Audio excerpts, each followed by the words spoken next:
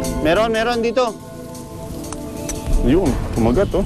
Ninais namin punta dito sa Kabikulan kasi ang pakay kasi natin dito dahil sa kakulangan ng antivenin sa buong Pilipinas. Naka 19 na cobras na kami at naka 15 ml na venom. Malayo pa ito sa 100 ml na venom or kamandag na kailangan namin makuha dito sa Kamsur. Sa araw na ito, may naobserbahan na naman kaming kakaiba dun sa ugali ng Philippine Cobra. Ayun, kita mo yung contractions niya. Oh my gosh.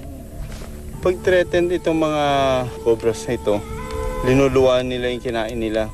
Kasi parang instinct nila yan para makawala kagad sila.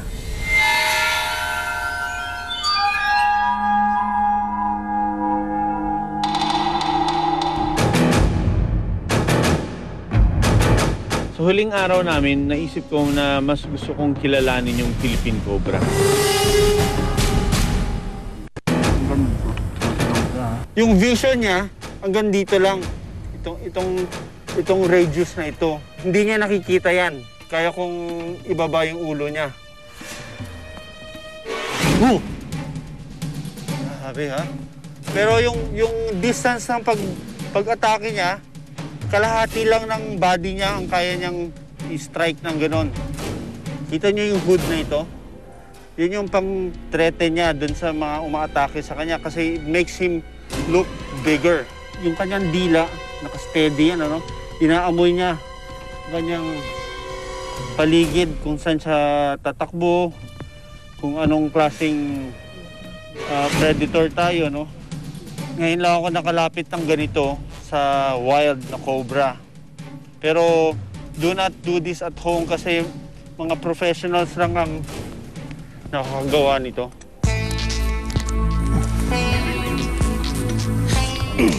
Oh my God! Ayaw ko makagat noon.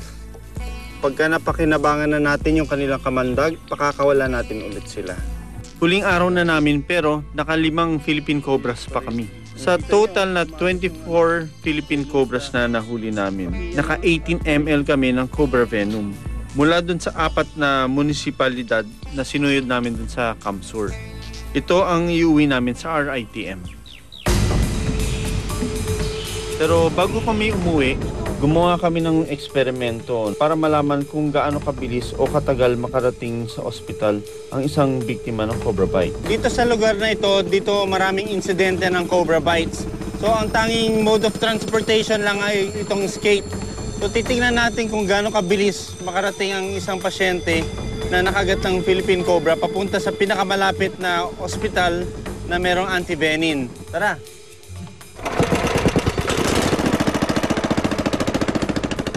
There's no room for mistakes, you know, dahil 30 minutes, pwede ka nang mamatay. Ganito lang ang kalimitang speed ng mga skates na ito or yung trolley. At every minute is crucial, ano? May kasalubong tayo, tignan natin kung sinong tatabi. Toaded to, no? Woo! Tulad nito, no? Mas mabigat yung mga palay, so kami yung kailan umalis sa riles. Ito yung mga delay na di inaasahan na pwedeng magpanganib doon sa pasyente. 11 minutes and 37 seconds. Pero malapit na tayo, nakikita ko na yung lugar doon, yung intersection kung saan tayo sumakay, ano? Nakarating na tayo dito sa junction. Kuya, pa-start na ng sasakyan. Tayo na.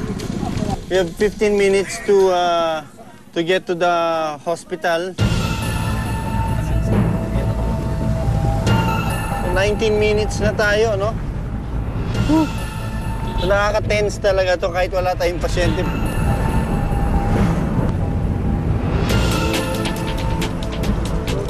...22 minutes and 42 seconds. Sa ganitong pagkakataon, ang nararamdaman ng kamag-anak at pasyente ay parang tensyon, ano?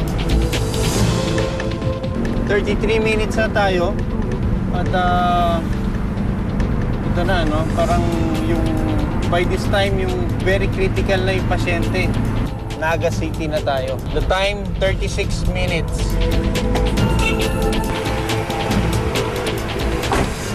So, ito, 42 minutes, ano? Tignan natin kung meron silang anti-venin na available dito sa BMC. Meron ba kayong anti-venin na available? Sa pharmacy, bibilin pa yun. Yun ang pinaka-importante dito. Meron silang stock ng Cobra Anti-Venom, which is galing nga sa RITM. Anong average na gagastusin ng pasyente? Dito sa amin, since government hospital, readily available siya sa pharmacy, tapos it's for free po sa mga pasyente. So, hindi sila dapat matakot na pumunta dito, no? Mas unahin nila yung kanilang buhay nila. Kinabukasan, dumiretso na kami sa RITM.